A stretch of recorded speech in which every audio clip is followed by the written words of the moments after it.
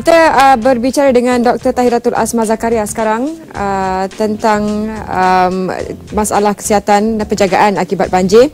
Beliau merupakan Ketua Penolong Pengarah Kanan Unit Kesihatan Alam Sekitar Bahagian Kawalan Penyakit Kementerian Kesihatan Malaysia. Assalamualaikum, Doktor. Waalaikumsalam warahmatullahi wabarakatuh. Doktor sihat, Doktor? Alhamdulillah. Baik, Doktor.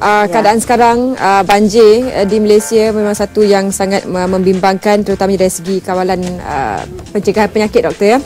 Ya. Doktor, dalam situasi sebegini, bila mereka ditempatkan di pusat pemindahan banjir, apa langkah-langkah penting yang perlu kita ambil kira untuk memastikan kesihatan mereka sentiasa terjaga, Doktor? Okey.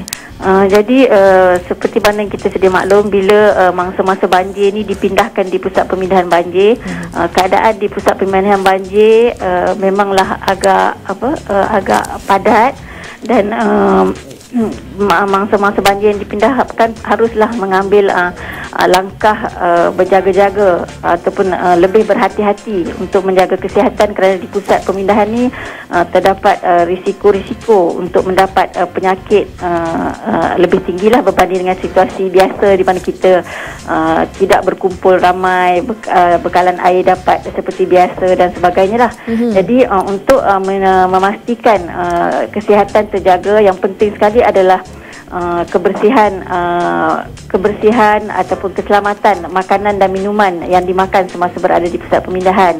Jadi mangsa-mangsa banjir yang berada di pusat pemindahan adalah dinasihatkan untuk memastikan air yang diminum itu adalah air yang telah dimasak ataupun minum air yang telah dibotolkan.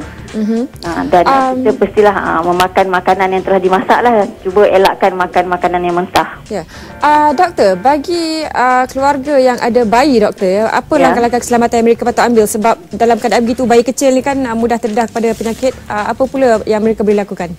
Langkah yang bagi mangsa-mangsa banjir yang mempunyai anak-anak kecil ataupun bayi, mereka perlu lebih berhati-hati kerana golongan bayi ataupun kanak-kanak ni adalah golongan yang lebih berisiko tinggi mendapat sebarang penyakit sebab sistem imuniti badan mereka masih lemah. Jadi golongan kanak-kanak dan bayi ni, terutamanya bayi-bayi yang menyusu menggunakan susu botol, mereka mesti dipastikan menggunakan air yang telah dimasak dalam proses untuk membasuh susu, dan juga pastikan botol susu tu dibersihkan dengan baik sebelum diberi kepada bayi berkenaan.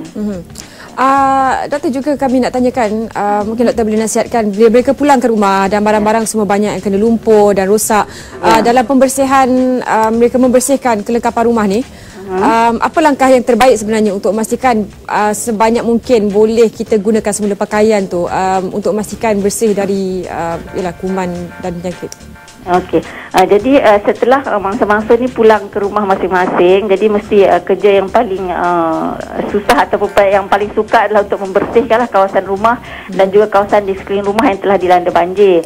Jadi adalah dinasihatkan mangsa-mangsa ni untuk semasa melakukan kerja pembersihan tu, pakailah boot getah ataupun sarung tangan dan sebagainya untuk mengelakkan kecederaan ataupun luka-luka pada tangan dan kaki dan sebagainya. Sebab apabila tangan ataupun kaki ini terdedah kepada telah luka, dia boleh terdedah kepada kuman-kuman yang mungkin masih ada akibat daripada banjir.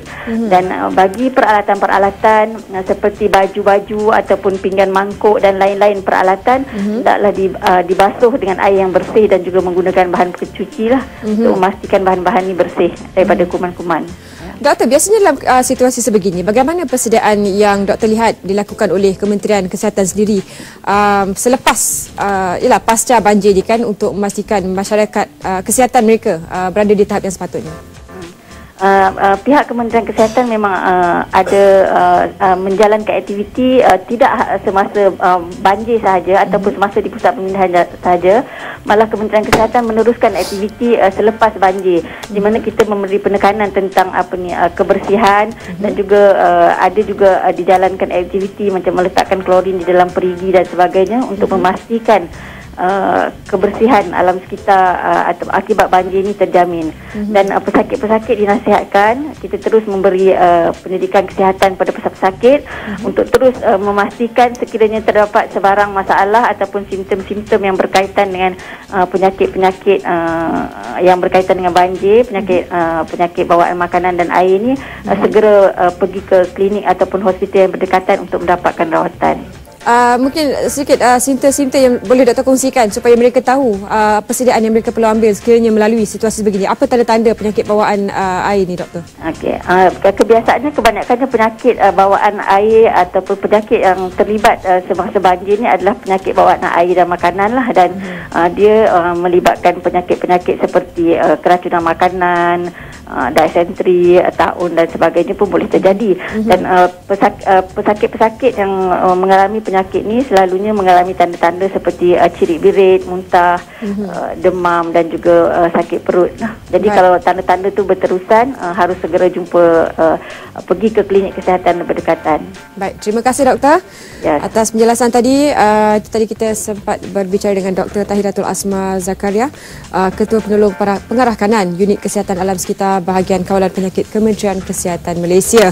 Itu tentang soal penyakit. Ramai yang mangsa kita telah pulang ke rumah untuk mengemas rumah dan tak dapat tidak kita bincangkan juga tentang keselamatan berhubung elektrik.